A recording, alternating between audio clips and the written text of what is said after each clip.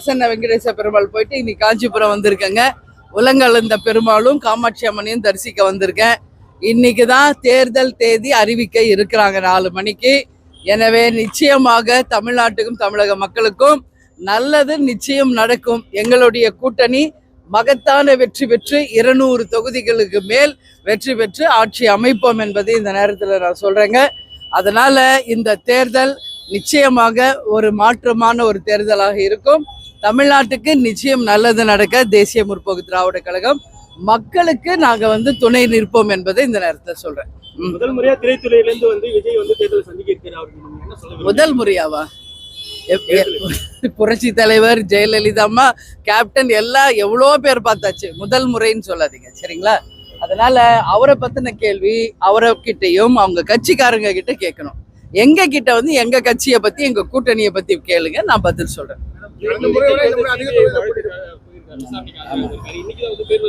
ஆமாங்க ஆமாங்க. அத நீங்க விஜய் வரும்போது விஜய்கிட்ட கேளுங்க. எனக்கு எப்படி தெரியும்? அவர் எங்கேயோ இருக்காரு, நான் எங்கேயோ இருக்கேன். இந்த கேள்வி என்கிட்ட கேட்ட எப்படி புரியுதுங்களா? தாவேகா கிட்ட இல்ல விஜய்கிட்ட கேளுங்க. தேமுதிக வந்ததால விடுதலை சிறுத்தைகள் கம்யூனிஸ்ட் கட்சிகள்லாம் கொஞ்சம் பாதிப்பு ஏற்பட்டிருக்காங்க. தொகுதி அளவுல பாதிப்பு ஏற்பட்டிருக்காங்க. அது நீங்க எப்படி யார் சொல்றாங்க?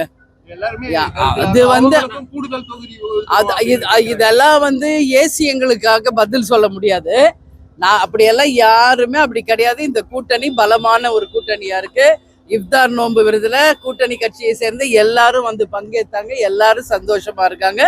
அப்படியெல்லாம் ஒன்றும் கிடையாது. இன்னும் ஓரிரு நாட்களில நிச்சயமாக யாருக்கு எவ்வளவு நம்பர் எந்த தொகுதி என்பது அறிவிக்கப்படும். அதற்கு பிறகு எங்கள் குழு சென்று வேட்பாளரையும் வெகு விரைவில் அறிவிக்கும். நிச்சயமாக எப்பயுமே தேமுதிக தனிச்சு போட்டிட்டு இருக்கோம். ஒவ்வொரு தேர்தலிலும் இதுவரைக்கும் தமிழ்நாட்டில் நடந்த அத்தனை தேர்தல்களிலும் போட்டிட்டு இருக்கோம். உறுதியாக இந்த முறையும் இந்த தேர்தலையும் தேமுதிக சார்பாக போட்டிடுவோம்.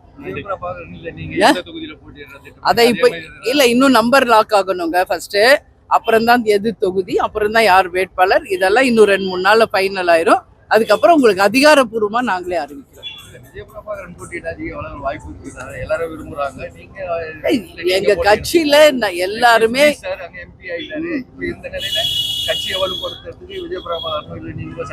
இல்ல, எங்க நிர்வாகிகள் தொண்டர்கள் எல்லாருமே அதை விரும்புறாங்க. நான் போட்டியிடணும், விஜய் பிரபாகர் போட்டியிடணும், எல்லார் கருத்தும் அது இருக்குங்க. அதனால பொறுத்து இருங்க, பாருங்க எங்களுக்கு எத்தனை தொகுதி கிடைக்குது, எந்த தொகுதி கிடைக்குது, நம்பர் எவ்வளவு கிடைக்குது. அதுக்கு பிறகுதான் எந்த தொகுதியில யார் வேட்பாளர் என்றதை நாங்களே உரிய முறையில் அறிவிக்கிறோம். அடிக்கடி விஜய் காஞ்சிபுரம் தொகுதியில் நிக்கிற மாதிரி யாருங்க? நான் இங்க இது கோயில் ஸ்தலம் தானே, எல்லா தெய்வங்களும் இருக்கின்ற ஒரு புனித தலம். அதனால நான் எப்பெல்லாம் நான் டைம் கிடைக்குதோ, எங்க மாவட்ட செயலாளர் இருக்காரு, எங்க நிர்வாகிகள் இருக்காங்க, எப்பெல்லாம் நான் இங்க கோயிலுக்கு வரணும்னு நினைக்கிறேன் கோயிலுக்கு வரேன். அதுக்காக இந்த தொகுதியில நிப்பானான்றதுக்கு இப்ப நான் பதில் சொல்ல முடியாது சரிங்களா? அப்படி கிடையாது. நான் இன்னைக்கு 100% நான் கோயிலுக்காக தான் வந்தேன். தேங்க்யூ.